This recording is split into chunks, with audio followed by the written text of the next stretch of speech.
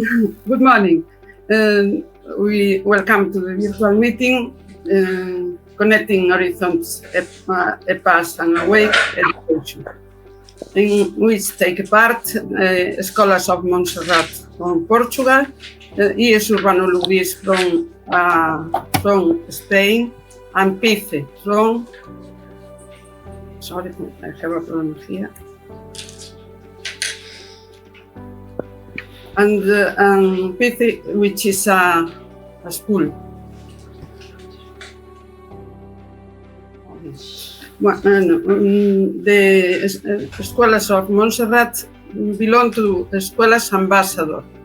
This is a very relevant role at European level because many schools apply for it, and only 50 in each country, I think, more or less, are being able to be in this. And we say Awake. What is Awake? Awake is a European K2 project that tries to help teachers and students to at school level. Why? Because in the project participate schools from Spain, Italy, Portugal, Greece, and Turkey. So as you know, we have many immigrants. So teachers have to deal in everyday classes with this. So this European project tries to help teachers with languages, with digital technologies, teachers and students, with entrepreneurship, and also to know better once another. And to know better once another, we try to do these meetings like this, to know more about Europe and to know more each other.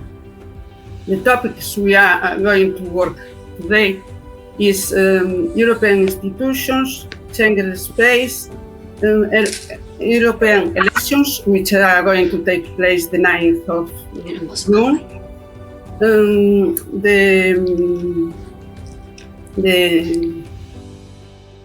the euro currency, and European programs and competitions. Our aim is that all participants take an active role and participate as much as they can in the meeting, and the meeting be relevant, and you learn as much as possible about the European institutions, programs, and all topics. I forgot one topic, sorry. Is done by the Schengen area or space. So I wish you take active part in the meeting and you enjoy a lot. Okay? Let's go. So, our presentation today will be about the UE principles, values, and mission. And we have a question for the Spanish, and our question is, what could the European Union do to promote equality between citizens and now UE countries and regions? I need the Spanish people to answer me if they know. I need the Spanish students to answer me if they know what I asked.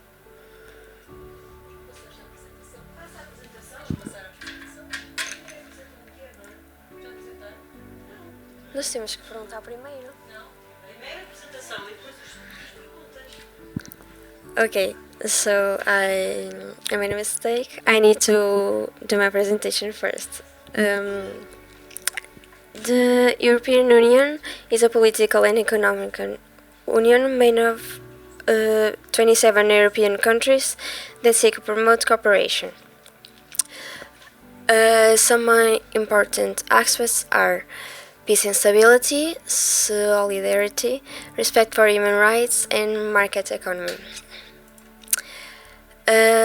Some values are also freedom, democracy, equality, states of rights, human rights, pluralism, non discrimination, tolerance, justice, and solidarity.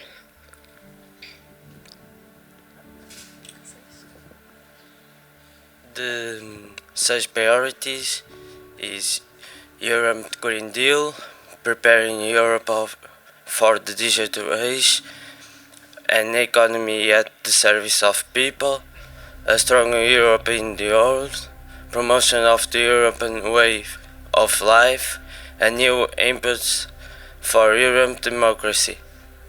Europe mission is basically the promote economic cooperation, force peace and stability, ensuring the well-being of citizens, and develop international relations. So, finally, my question. What could the European Union do to promote equality between citizens and all UE countries and regions? Do the Spanish students know how to answer me what I ask?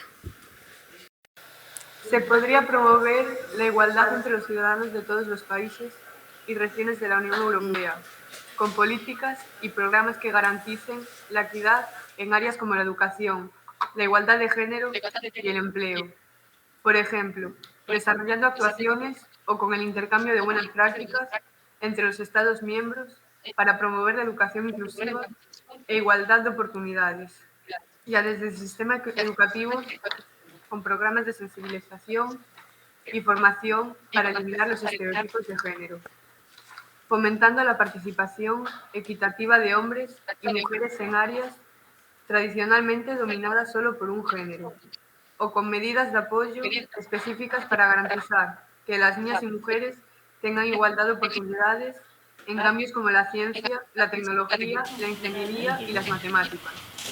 So, the second question that I have for the Spanish students is do you think there is a racial and or ethnic discrimination in Europe? If so, what could the UE do to combat it? La legislación interna de los países de la Unión Europea rechaza todo tipo de discriminación. Sin embargo, la discriminación racial y étnica es una realidad social en Europa. No obstante, la Unión Europea podría combatir la discriminación racial o étnica en Europa mediante la implementación de políticas y acciones concretas, como por ejemplo, desarrollando normativas específicas contra la discriminación racial y étnica en todos los ámbitos, incluyendo el empleo, la educación, la vivienda y la atención médica, o promoviendo la inclusión social y la diversidad a través de campañas de sensibilización, programas educativos y actividades culturales que fomenten el respeto mutuo y la comprensión entre diferentes grupos étnicos y raciales. Hola.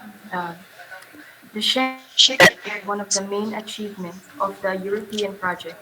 It began in 1985 as an intergovernmental project among 5 EU countries: France, I'm sorry to interrupt. the Netherlands, and Luxembourg. I need the presentation. Expanded to become the largest free travel in the Schengen area. The Schengen area is one of the main achievements of the European project. It began in 1985 as an intergovernmental project among 5 EU countries: France, Germany, Belgium, the Netherlands, and Luxembourg, and has gradually expanded to become the largest free travel area in the world. Being part of an area without internal border control means that countries do not conduct checks at their internal borders except in cases of specific threat. Carry out harmonized checks at their external borders. The set of the rules governing the Schengen area is called Schengen Borders Code.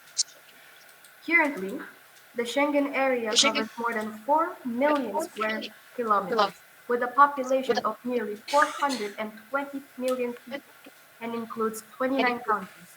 23 of the 27 EU member states. In addition, the following countries: Iceland, Liechtenstein, Norway and Switzerland, Croatia, Bulgaria, and Romania. Internal border controls with Cyprus have not yet been abolished, and Ireland is not part of the Schengen area. Thanks to the Schengen area, more than 400 million people can travel freely between member countries without undergoing border checks.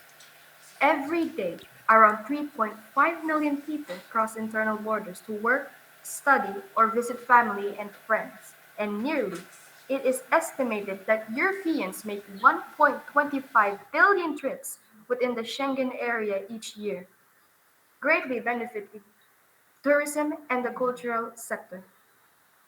The Schengen area provides significant economic benefits to all citizens and business in its member states. It is designed to be the cornerstone of the European Union and entire single market. Bulgaria celebra su incorporación al One of the main espacio objectives Schengen. of the Apertura Schengen simbólica de area la is frontera en to la Terminal 2 del aeropuerto de Sofía. La libre circulación de personas. Bulgaria celebra su incorporación al espacio Schengen. Apertura simbólica de la frontera en la Terminal 2 del aeropuerto de Sofía. La libre circulación de personas se aplica a los vuelos y los viajes por mar. Por ahora, búlgaros y rumanos tendrán que seguir mostrando su pasaporte en los países del espacio Schengen cuando circulen por carretera. Durante la ceremonia llegó un vuelo procedente de Alemania con unos 200 pasajeros que entraron en Bulgaria sin pasar por el control de pasaportes. Es el veto de Austria el que impide que tanto Bulgaria como Rumanía se beneficien de la libre circulación de personas por carretera. Bulgaria y Rumanía se unieron a la UE en 2007 y en 2011 la Comisión Europea concluyó que ambos países estaban técnicamente preparados para unirse también al espacio Schengen. Las negociaciones sobre una fecha para un posible levantamiento de los controles de personas en las fronteras terrestres interiores continuarán los próximos meses. One of the main objectives of the Schengen area is to protect its citizens through enhanced cooperation between the police forces and border control authorities of all member states. In the context of police cooperation, the Schengen area allows for improvement in communication systems between police forces, cross-border pursuit of criminals, cross-border surveillance of suspects, direct exchanges. This is a significant advantage in the fight against terrorism and serious organized crime, including human trafficking and illegal migration. Border controls. In the context of COVID-19, between 2020 and 2022, several EU countries decided to reinstate internal border controls. Controls have also been reinstated in in other circumstances, such as in 2015 following terrorist attacks or in response to increased migratory flows towards the EU. The reinstatement of internal controls should only occur as a last resort, in exceptional circumstances. The Schengen Border Code allows member states to reinstate border controls at certain internal borders in exceptional circumstances that jeopardize the overall functioning of the Schengen area. Control established in case of exceptional circumstances require Council approval. To respond to a serious threat, the Schengen Border Code also provides that member states may introduce temporary border controls to respond to a serious threat to public order or internal security. In this case, the concerned member state must notify the Commission and other EU countries. The EU and its member states have established specific measures to safeguard Europe's security and strengthen the EU external borders. This includes, for example, the establishment of the European Border and Coast Guard Agency, Frontex, and the development of Schengen Information System, SIS. Authorities throughout the EU use the SIS to input or query descriptions of wanted or missing persons and objects. The following computer tools are being perfected or developed to help combat crime and protect borders. Visa Information System, VIS, Entry-Exit System, EES, European Travel Information and Authorization System, ETEIS. So, hi everyone. In our view, there are several advantages to being able to move freely within the Schengen area. The lack of control at international borders allow people to work and study in a country other than they live in, making their daily lives easier. In addition, the Schengen area also benefits the tourism and culture sector of member countries, as more than 400 million people travel freely.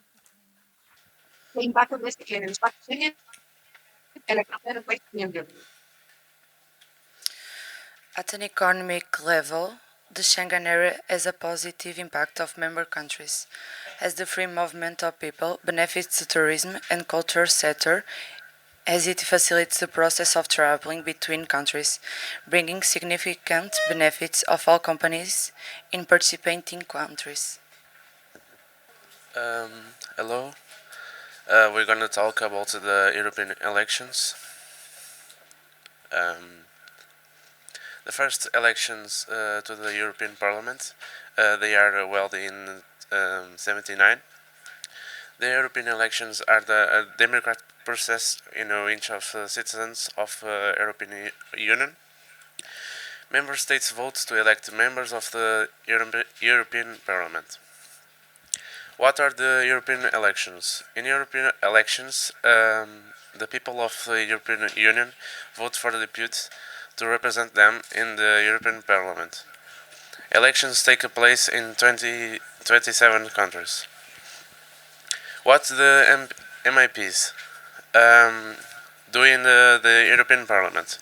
MIPs reflect on the new laws, and they can also change laws. They can also change laws to improve. MIPs and the UA Council decide on the European Union budget. They also check in the functioning. How many MIPs will be elected? The total number of MIPs is decided before each election, cannot exceed the 720 plus the president. There are currently 705 MIPs. Each UE country can have a minimum of 6 MIPs and a maximum of 96. What happens after the elections? Elected MIPs work to form political groups. The groups include MIPs from different countries and political parties, have common objectives, and MIPs elect a president for Parliament, and also elect the president of the European Commission. When are the next European elections? The next elections will be from 6 to 9 of June in this year. UA countries have elections on different days. For example, Portugal votes on the 9th of June. How often are European elections held? European elections are held every 5 years. The last elections were in the 2019 in the 9th of June. What are the election rules? If you want to vote, we may have to register. We can vote on each election. We can vote if you are if you are a UA citizen, and if you live in another UA country. We can vote in that country, and we can only be candidates in the UA country of which we are citizens of, or if we live in another UA country, we can be candidates in that country.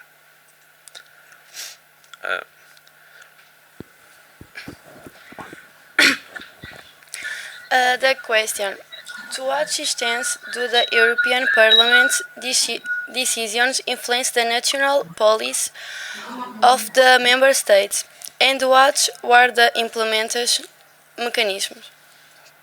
Bueno, la respuesta a la pregunta 1 es: los actos jurídicos de la Unión Europea son el reglamento, la directiva, la decisión, la recomendación y el dictamen. El reglamento se aplica directamente a todos los Estados miembros de la Unión Europea. Desde su entrada en vigor y es de obligado cumplimiento. La directiva es también obligatoria en cuanto al cumplimiento de sus objetivos, pero las autoridades nacionales pueden decidir de cómo cumplirlo. La decisión es también obligatoria, pero no se dirige a destinatarios específicos. La recomendación y el dictamen no crean derechos ni obligaciones, pero orientan a los Estados miembros a cómo actuar. So the next question is what is the role of the European Parliament in the supervision and control of the other EU institutions, such as European Commission and the European Council? Bueno, el Parlamento Europeo puede aceptar o rechazar el candidato a presidente de la Comisión Europea y también puede destituir a la Comisión a través de la moción de censura. La Comisión Europea tiene la obligación de responder a las preguntas parlamentarias de los eurodiputados, los miembros del Consejo Europeo y del Consejo de la Unión Europea, incluidos los jefes de gobierno y los ministros de cada Estado miembro. Pueden ser llamados al Parlamento Europeo para discutir políticas. El Parlamento aprueba resoluciones que afectan a la actividad del Consejo Europeo y del Consejo de la Unión Europea.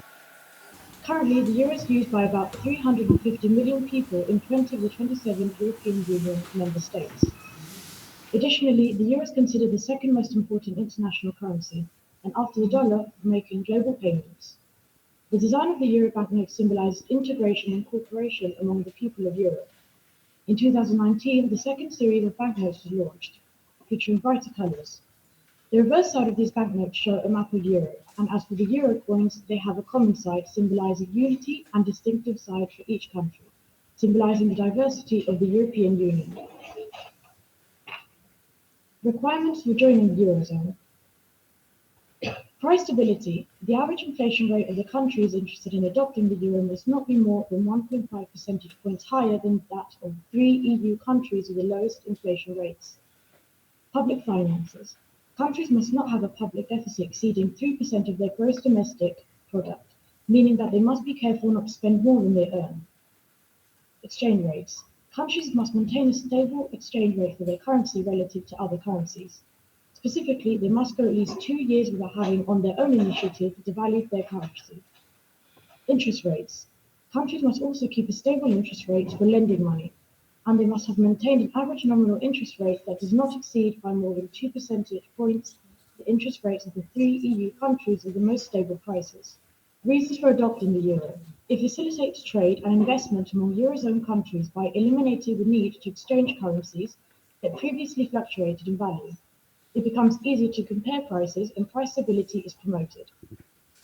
Trade and investment with non-EU countries are also encouraged, and the euro is used by nearly 40% of global cross-border payments and in almost half of the EU exports worldwide. La adopción del euro como moneda única también ha tenido algunas desventajas, como la tendencia a la inflación. ¿Cuáles consideras que han sido otras desventajas de la introducción del euro?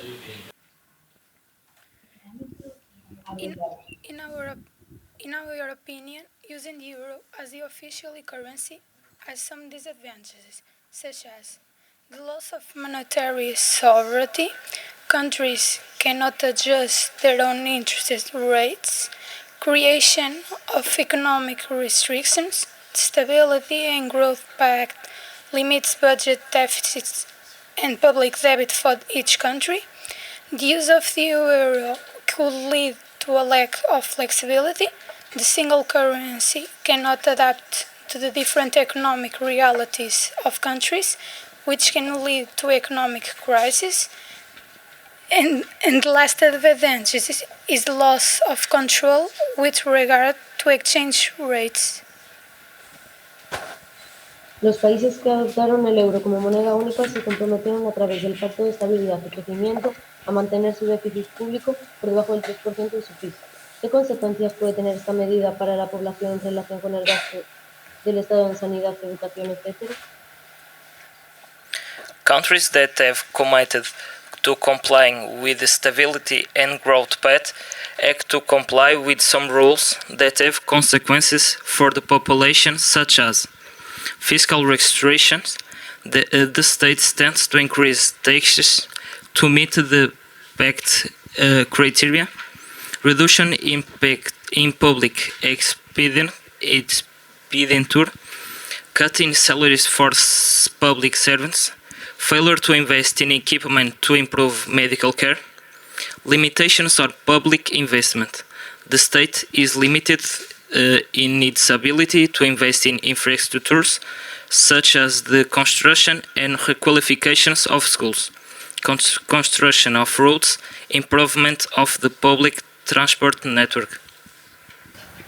The European Union is responsible for projects in several areas, including regional and urban development, research and innovation, humanitarian help, citizens, education and culture, environment, health and consumers. Erasmus Plus. Erasmus is a project to support education, training, youth and sports in Europe. Has a budget of around 26.2 billion euros and offers opportunities for mobility and cooperation in many areas of education.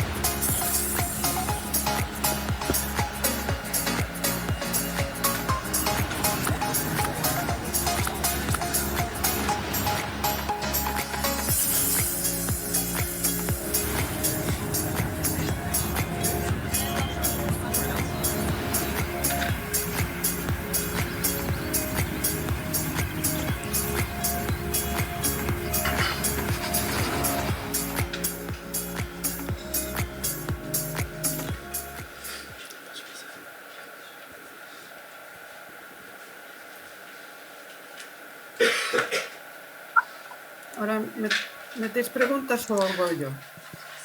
We will continue to present.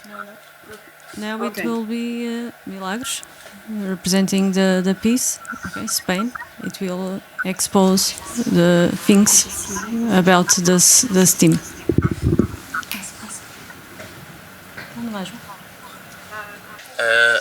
Obviously, as you know, there are other programs besides Erasmus, like Civitas, for example, that improves urban mobility, making it more sustainable and more efficient.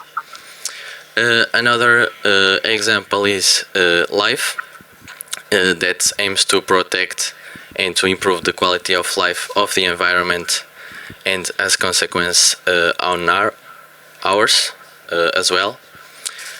And also Discover EU, that offers 18-year-olds the chance to explore Europe throughout free trips, promoting cultural diversity. In fact, all of these programs, in some way or another, promote cultural diversity. In addition to programs, the European Union also holds contests to encourage people to develop whatever the European Union wants in each one of those, like to promote ecological and digital transition, to celebrate European culture, to promote innovation, and much more.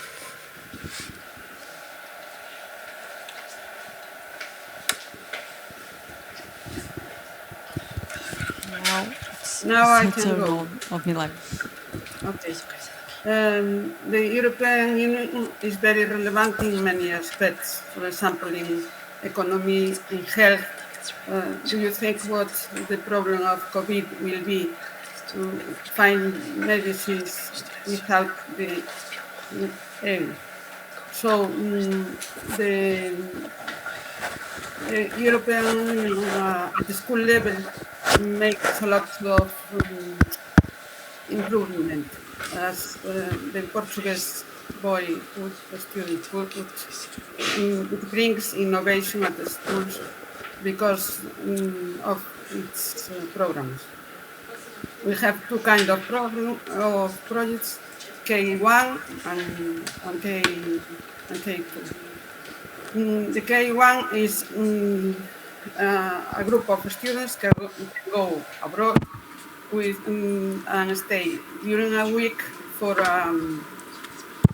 living with in another school, no living, but taking part in the school activities. But first they do a project, and with this work during the year, finally they meet and they have exciting and enriching experience. This is K1, and K2 is a project in which participate like a wake project that we are participating in Portugal, the school, and the Galician school, and school from Greece to Turkey and more. And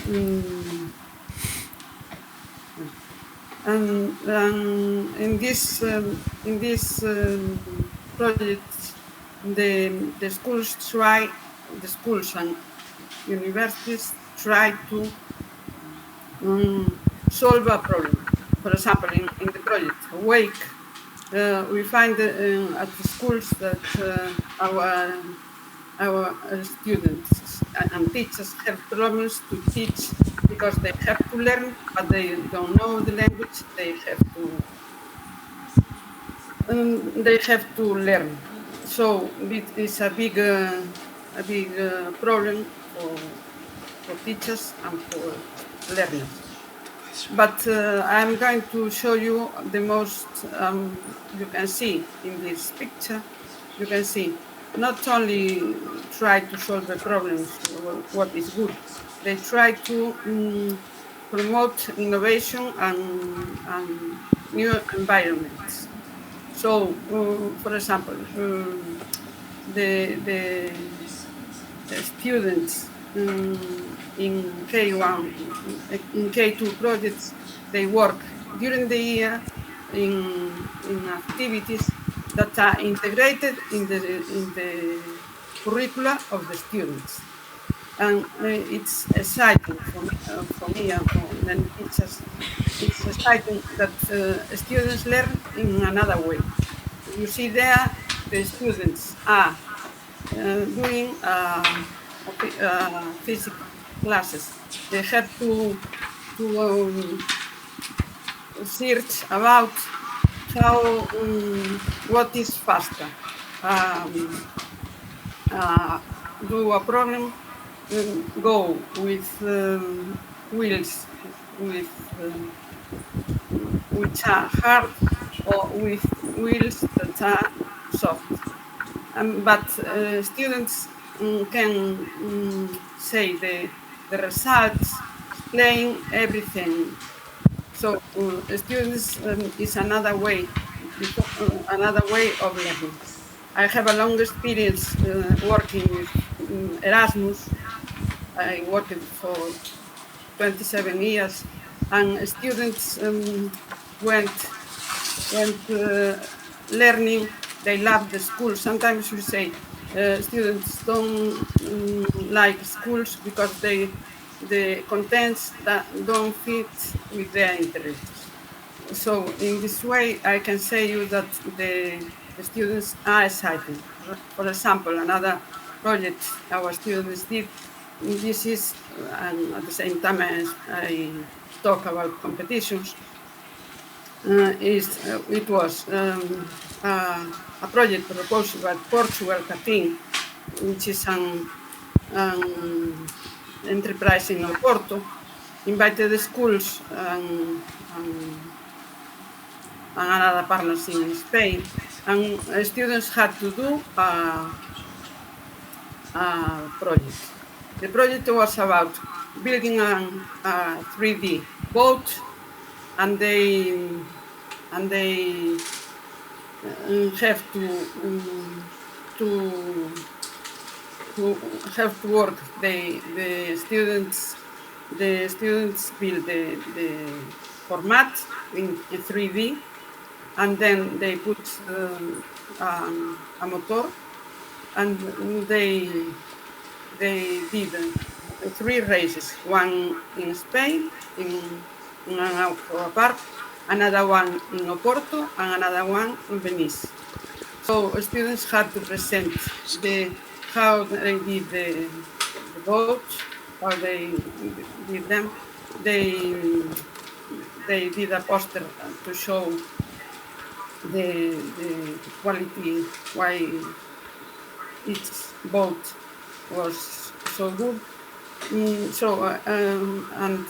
to participate in contests like this, that is one of most contests in Europe, because I know that STEM can organize very often fairs. So each school can go to the fair and present their activities. I saw last year in Galicia, the school of Urbano Lubis presenting their results. So the teachers are more motivated and students are motivated. At the beginning, before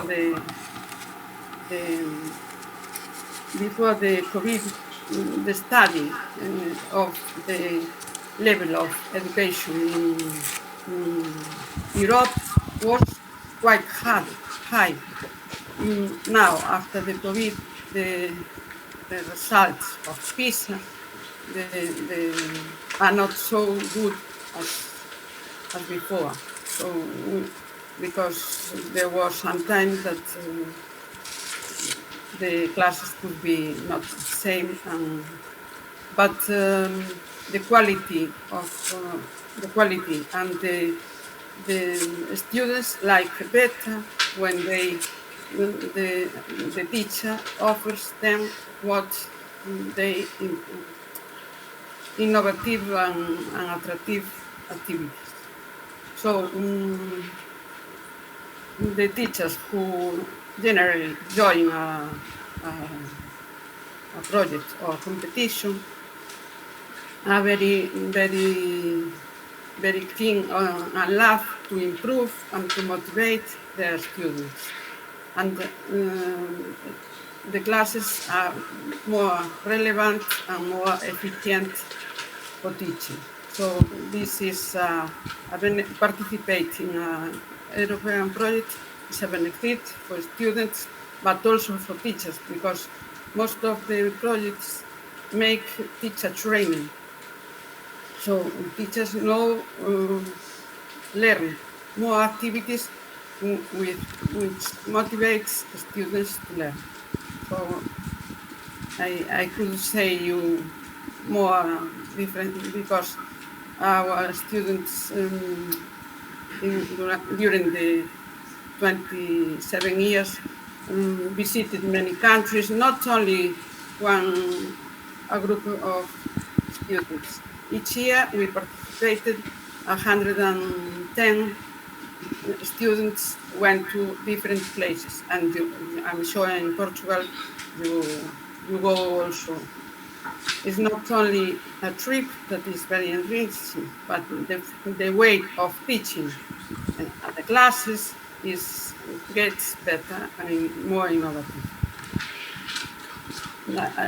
I can tell you what you like if you answer the question. So now I'm gonna make 2 questions for one of you to answer about my presentation and hers, and also about your teachers. So, what benefits can the Erasmus project provide to the young people who take advantage of it? Los proyectos Erasmus ofrecen a los jóvenes la oportunidad de desarrollar habilidades personales y sociales, como la comunicación, el trabajo en equipo y la adaptabilidad debido al que vivir en otros países los jóvenes se sumergen en una cultura diferente, tienen la oportunidad de aprender nuevos idiomas y de comprender realidades sociales diversas. Igualmente, los intercambios fomentan valores como la solidaridad, la democracia y la amistad al trabajar en proyectos comunes con jóvenes de diferentes países. Por último, los participantes reciben ayuda financiera para los gastos básicos del día. Now the second question is, do you think that European education programs foster cultural diversity and understanding between young people from different countries? Sin duda alguna, los programas europeos de educación, como el programa Erasmus Plus, fomentan la diversidad cultural y el entendimiento entre los jóvenes. Con estos programas, los jóvenes viven y estudian en otros países, rodeados de jóvenes del país de acogida. En muchos casos, además, conviven con otros jóvenes y participan en programas europeos similares. De este modo, se favorece la inmersión cultural y lingüística, que a su vez fomenta la comprensión mutua y empatía entre jóvenes de otras nacionalidades. También se desarrollan habilidades intelectuales y se generan lazos de amistad entre personas de distintas culturas, lo que contribuye a fomentar la diversidad cultural y el entendimiento de los jóvenes de diferentes países. I would like to ask. If any student has participated in Erasmus exchange. There are 7 European institutions, 7 European Union bodies and over 30 agencies. The 4 main decision-making institutions which lead the European Union's administration are the European Parliament, the European Council, the Council of the European Union, and the European Commission. Their work is complemented by other institutions and bodies, which include the Court of Justice of the European Union, the European Central Bank, the European Court of Auditors. Around 60,000 European Union civil servants and other staff serve the 450 million Europeans on countries other around the world.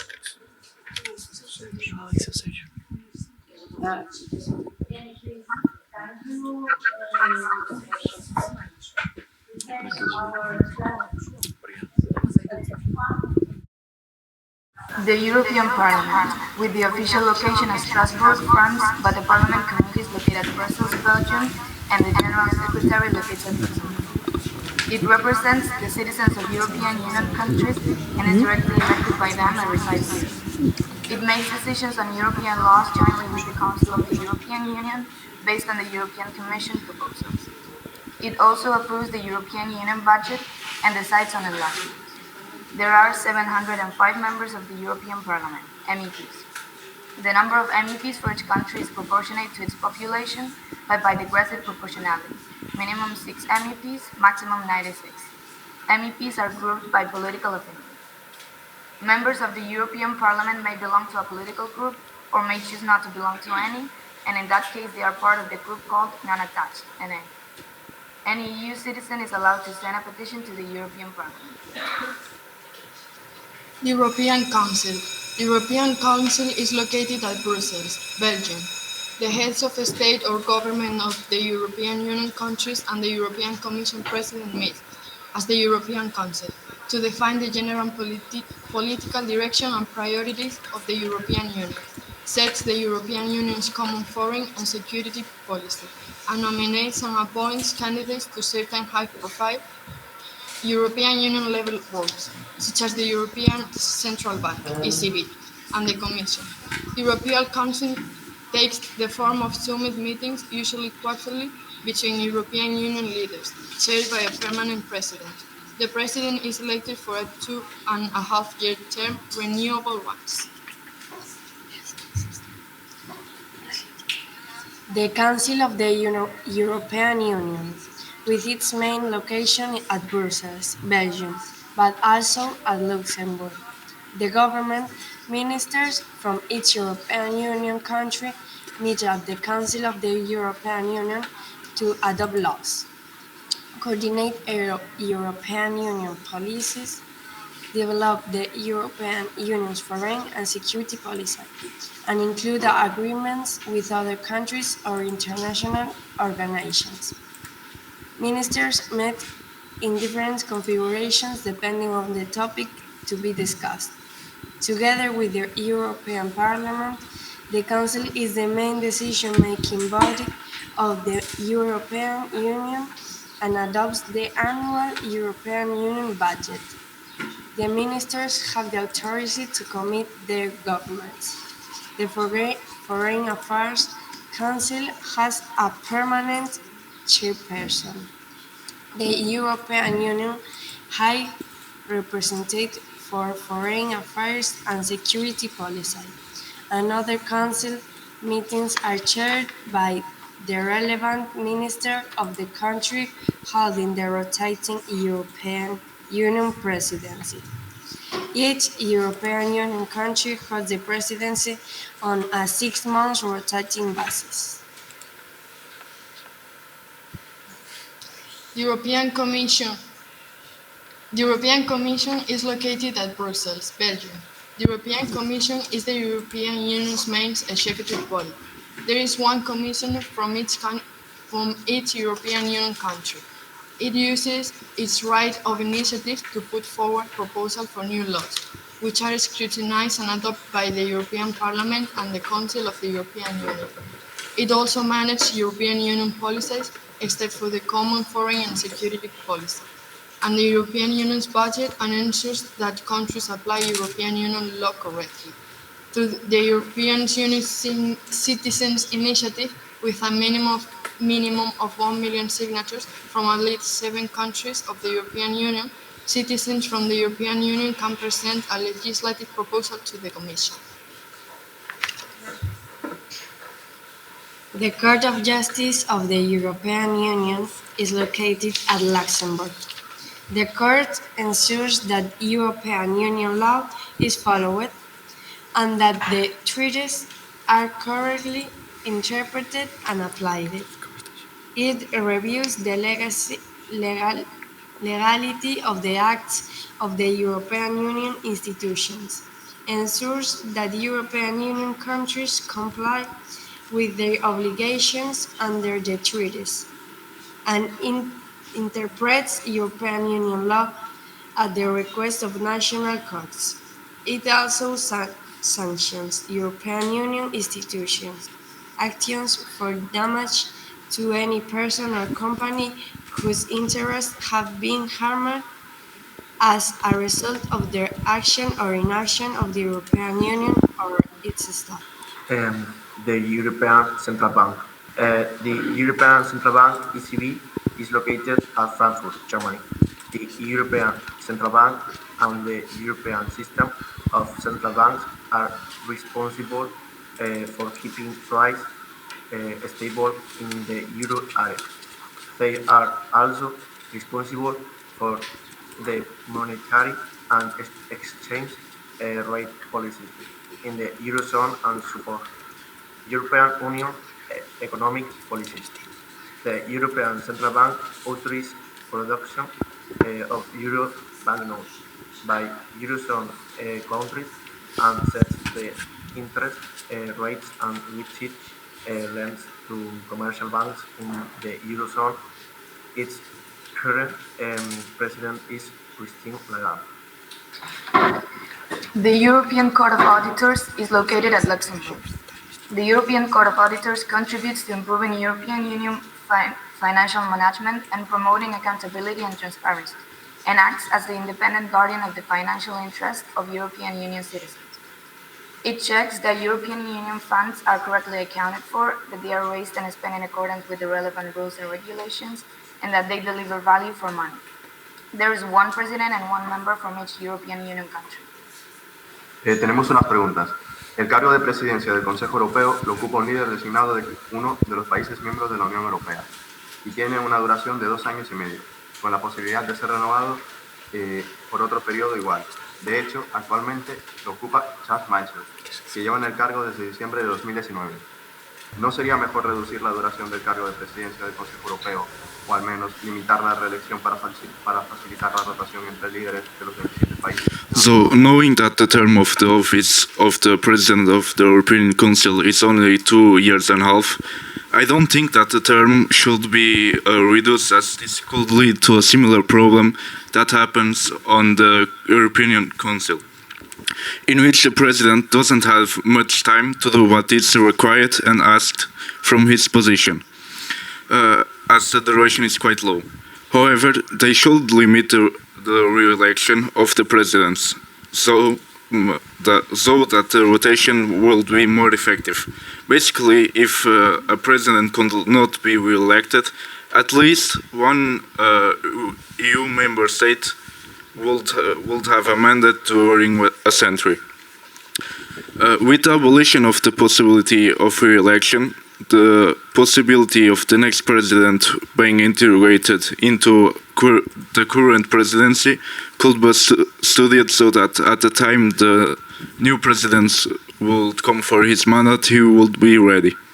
Ahora nos centramos en la presidencia del Consejo de la Unión Europea, que no recae en una persona, sino que se asume por los distintos Estados miembros de la Unión Europea durante 6 meses, concretamente por el ministro que corresponda. Actualmente, en el primer semestre de 2024, le corresponde a Bélgica, anteriormente le correspondió a España y posteriormente le corresponderá a Hungría. ¿Cómo se puede garantizar con tan poca duración del cargo la eficacia en la organización y presidencia de reuniones del Consejo de la Unión Europea? In fact, 6 months is a very short time to achieve all the objectives you want. In order to ensure the effectiveness and organization of the Presidents of Council of the European Union, the objectives should be defined in advance. That is, before each occupation of the post, there should be a discussion about the most urgent objectives to be achieved. In action, the next successor to the post should be present at the meetings and decisions of the current president, but without interfering in them. Another option could be to increase the term of office from 6 months to 1 year, but there would be less turnover. Now we're going to talk about the alignments of the EU. So the alignments began with the creation of the European Coal and Steel Community in 18 April of 1951 with the Treaty of Paris. The countries we began these European Coal and Steel Communities are Belgium, France, Italy, Luxembourg, Netherlands and Germany. So, in 1973, Denmark, Ireland and the United Kingdom joined to the European communities. So, in 1981, Greece joined to European communities and now are 10 countries. So, the most important date of us is when Spain and Portugal joined to European communities too. Maastricht Theatre are very important because in 7th of February in 1992, European Union is officially created by this treaty, but entered into force on 1st of November in 1993.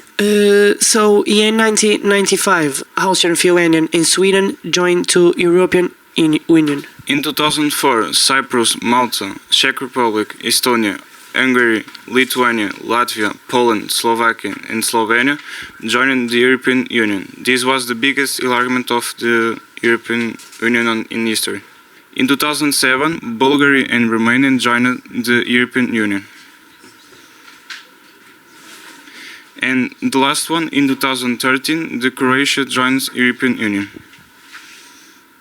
And now you have United Kingdom in 2016 that votes to leave the European Union and leaves the European Union officially in January 31 in 2020. Now the Copenhagen criteria is how the countries that want to join the European Union should be match these criteria. The first one is political criteria, the democracy, and the second one, economic criteria, the market liberalism, and the ability to assume the laws and obligations of the Union. Steps toward joining. The first step is official candidate for membership. Then we go to the formal membership negotiation. And the third one is the accession treaty. And now we go to the questions.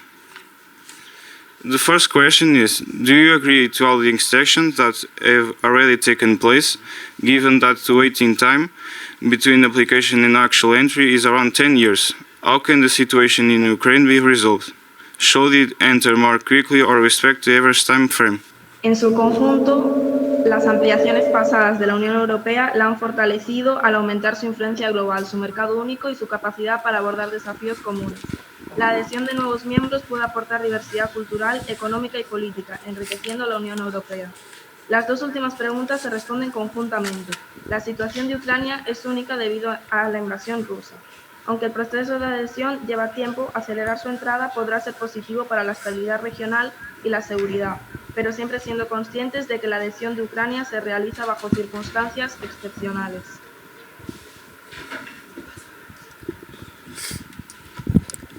Now, the second question is, will any member of the European Union follow the example of the United Kingdom?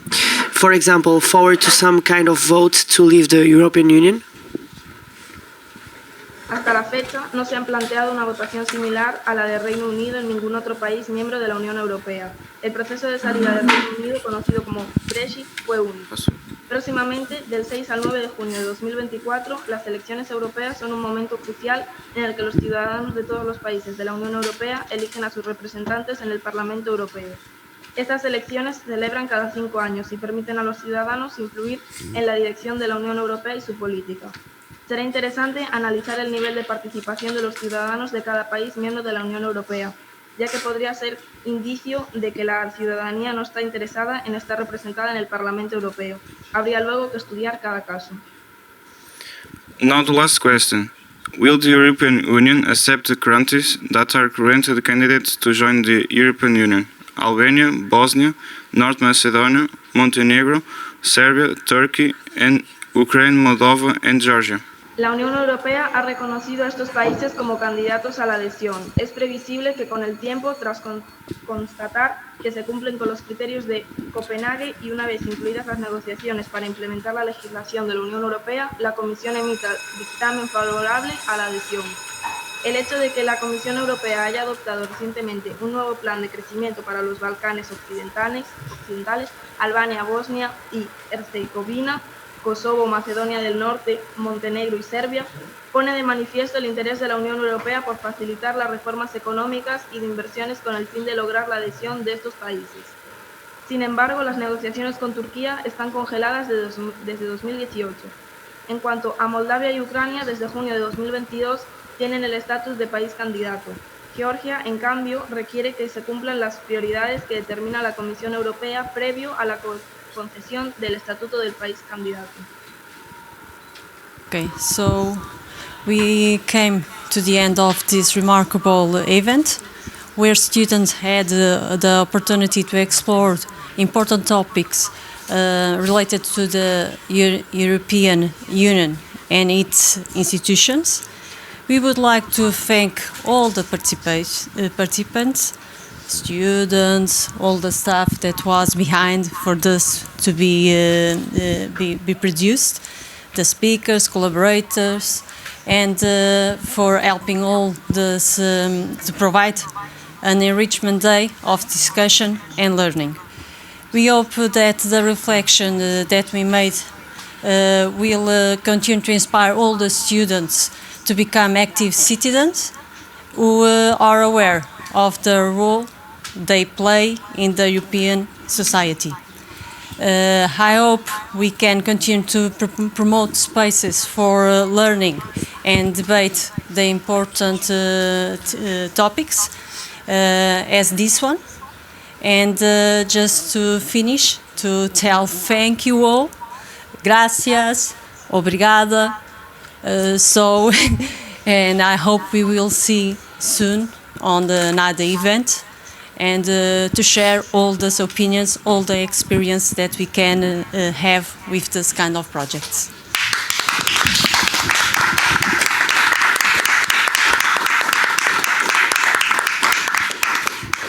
So, bye to all. Thank you very much. See you soon, and thanks for all. Thank you. Bye. Bye bye.